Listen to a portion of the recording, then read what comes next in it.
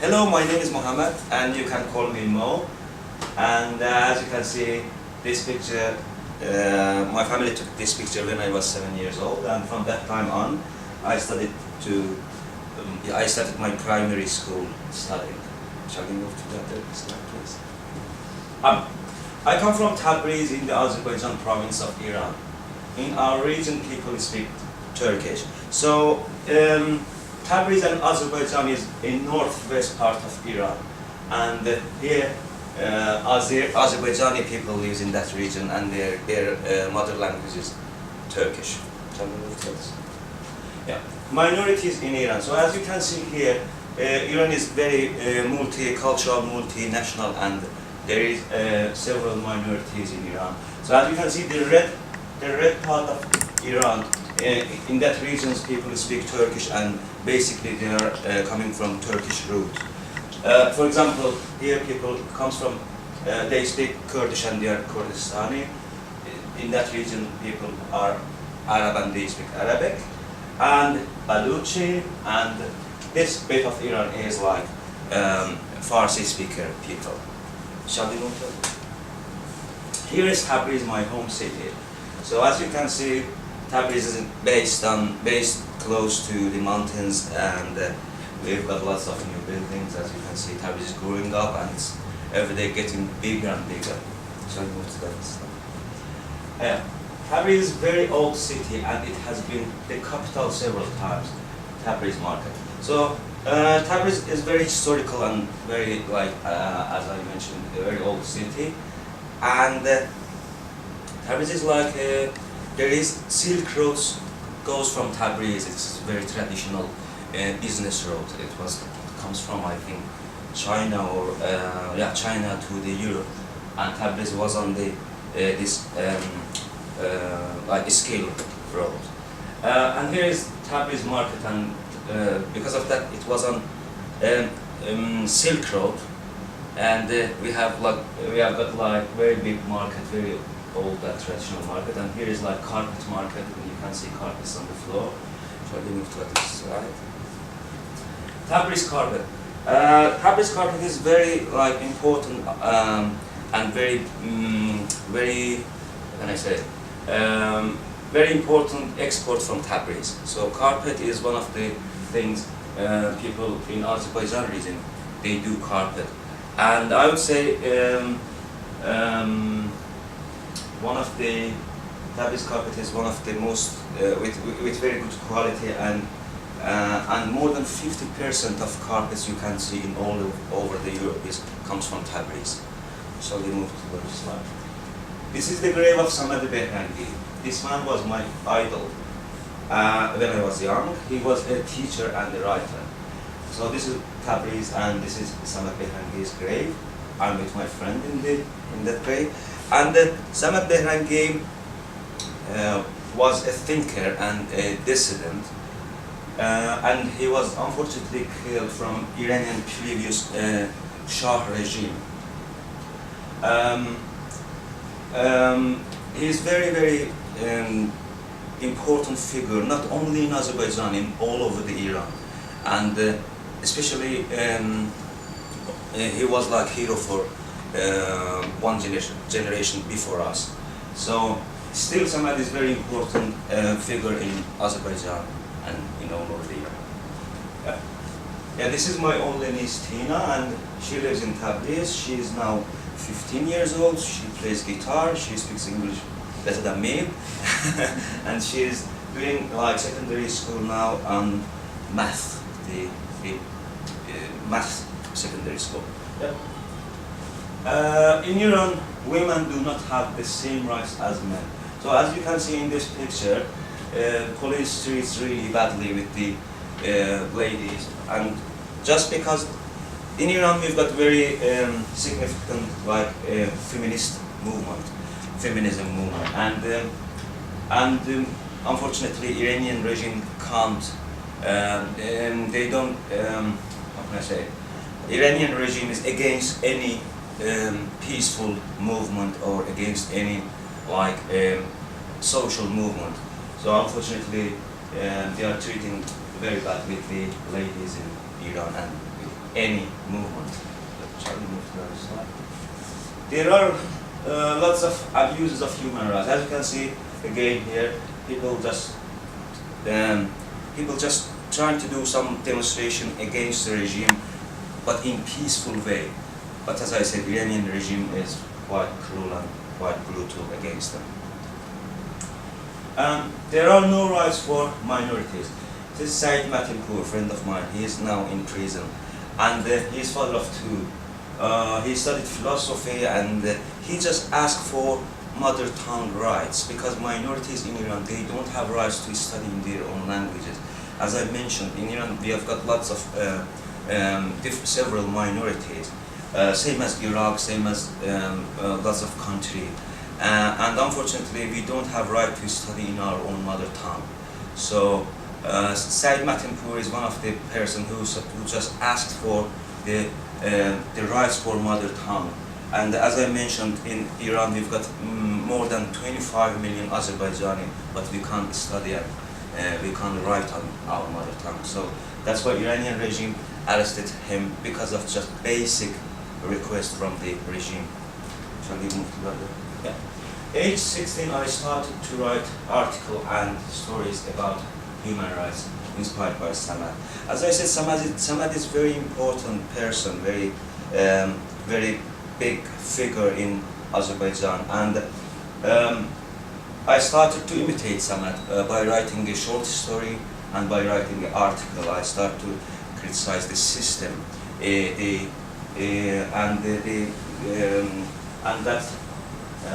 let's move to that slide I'll explain here. I was arrested several times because of my articles between the age of 17 and 27. For example, one time I was held in prison with 5 days in solitary confinement. I was interrogated for a long time and beaten. As I said, Iranian regime is against any movement, against like any like civil movement. So that's why I've been arrested several times, and basically just they told me you shouldn't write, you shouldn't think.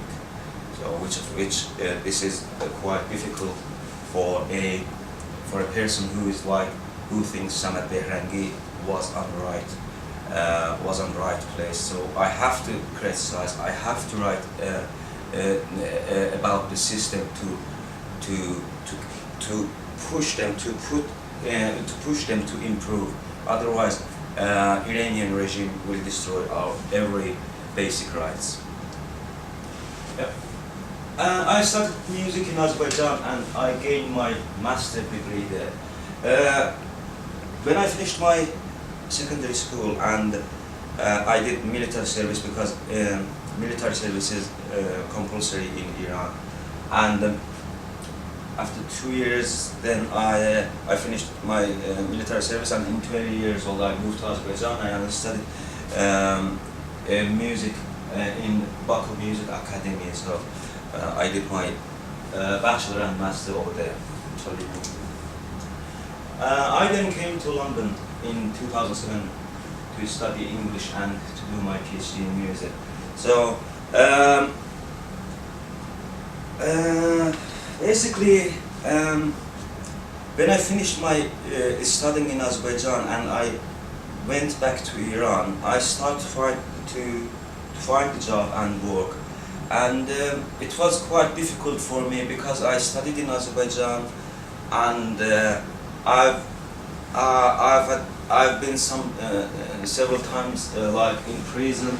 So it was quite difficult to find a job. I've been to prison because of the human rights, because of my movement, not because of, for example, I did something wrong. For example, if you can here criticize government, you've got lots of newspaper, you can write whatever you like. But in Iran, for example, if I complain why, for example, a student hasn't got this right, why, for example, our studying system is unorganized, they come and arrest you. So I've been several times in prison because of my criticism, not for something else. So then I decided to come to London, and I came to London and I started to learn English language. Please, let's move to the other slide. Because of my human rights activities, the Iranian authorities arrested my friends and my sister. And I started again to do human rights activity. And we were close to, we might make a mistake, or we were close to get rid of the regime, Iranian regime. So unfortunately our activities, our human rights activities in the UK, in the all over the world, unfortunately we couldn't get rid of the regime. But anyway, we have to, I think, as an activist, we have to be all the time active. So I did activity here, and that's why they arrested my family members and my friend in Iran. Shall we move? Yeah. As a result, I was not able to return to Iran, and so I applied for asylum which was guaranteed in 2009. There is a system. You can apply in first stage. You have to apply to the Home Office, and you will become an asylum seeker. Then, if you get grant, you will be a refugee. So they gave the foreign minister gave me a refugee status, which was like I can live to remain in the UK. Shall we move to others? Yeah. Now I'm continuing my human rights activity. Here is Westminster Parliament. We are as Azerbaijani activists. We've got several times meeting, and not regularly, but sometimes we go to Parliament. They ask us to go and explain a human rights situation in Azerbaijan and in other parts of Iran. Minority Oppositions Conference in Italian Parliament. Yeah, I've been in Italian Parliament as well. We explained about the human rights and the issues going in Iran. And I've been in radical parties, a radical parties office as well. We explained them our issues and problems. Shall we move? Yeah. Now I am training to be a music teacher in the UK, as I was in my homeland. So here is Tabriz Secondary Music School, and I had lots of problems when I was teaching there because of my hair, because of I had a label. You are like proactive. You are like so I had lots of problems. So that's why I would be able just to teach there in 1 year, and it was a great experience actually. So that's why I'm trying to be a music teacher as well as I was. Thank you so much for listening. Yeah. They released them in after a few years, a few days, after 5 days or 6 days, I think, because they tried to impose on me, to limit me in my activity in the UK or wherever, and. Because the friend of mine denied has got a relationship, friendship with me, and my sister, fortunately, they can get out of the detention, which was 5-6 days. Actually, I would say nowadays UK is my second home. Of course, I miss my family. My mom lives in Iran, my sister lives in Iran. But anyway, we can meet up in Turkey. They can come to Turkey and I can go to Turkey and we can meet up each other there. I really don't miss a lot, but what I missed is, sometimes I say to myself, I have to go back and I have to fight against the regime. I have to be there, even in prison or even in the difficult situation, but it's very difficult to decide to go back and fight against the regime, go to prison. So this is very difficult because the Iranian regime is very cruel. It's like Syria's, like Bashar Assad, and they can torture you, they can do whatever they want, and this is sometimes by accident, sometimes by chance, sometimes by election. They elect someone to kill, for example. They decide, okay, we need to kill someone, we need to hang someone today. So they decide and they do whatever they want. This is a very, very difficult situation. But what I miss, sometimes I say to myself, I have to go back and fight.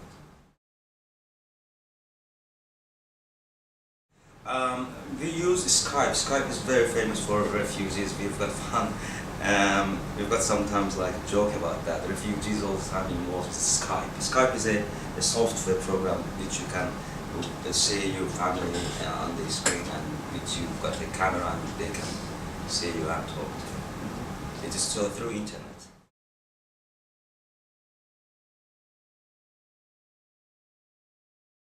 Yeah, unfortunately, it's got impact on people in Iran as well as it's got impact on the Iranian government, because Europe convinced Iranian governments they tend to do a nuclear bomb, and I agree with them. And I think Iranian regime they are trying to get nuclear weapon. This sanction has got big impact on people as well. For example, the Iranian currency is like from 6 months now became like half.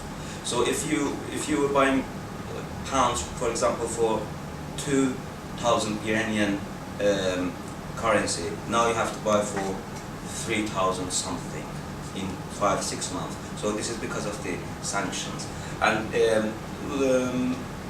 lots of Iranian students are studying in Azerbaijan, in Malaysia, in Turkey, in Europe, and most of them get finance from their family. So now it became very difficult for their family to pay their like expenses, because the Iranian currency is very now down. And on the other hand, people this is quite difficult for people to handle with their like income. Their income was like, as I said, like for example, if you do in pound, it was like 400 pounds. Now their income is like 200 pounds. So they can't really do lots of things nowadays. I would say I haven't had problems so far. I'm quite well established in UK, and I think. I think I found my safety here, which was in Iran. I had quite a difficult time. So I'm quite happy in UK. I haven't had a problem, I would say, so far. It was very problematic when I first came here, because my English was really bad. I started to study in college and just improve time by time, and still I'm doing something on my English, because I need to improve my writing. Yeah, the biggest problem maybe it was the language barrier, but it was upon me, not upon the UK or something. No, I wouldn't say I got any cultural barriers. I think there is lots of good aspect of British society. Firstly, they have got a border which I like this. Even though they are friends, for example, even if they are your friend, you make a friendship with them, they have got border which is very good. But some people might think why this border is not good, or this distance. They keep distance. I like this. They don't go to how can I say? They don't go to your personal stuff, personal life. So I like this distance. I think for me it's very good society. I'm quite happy with this society. But then maybe Iranian, they ask me, what are you doing? Well, but why you don't get married? Why you get married? Why you don't have kids? Why you have kids? So lots of things happen in Iranian society, which in British society there is a limit. So you can't ask every question from someone, which is very good. I like such an attitude.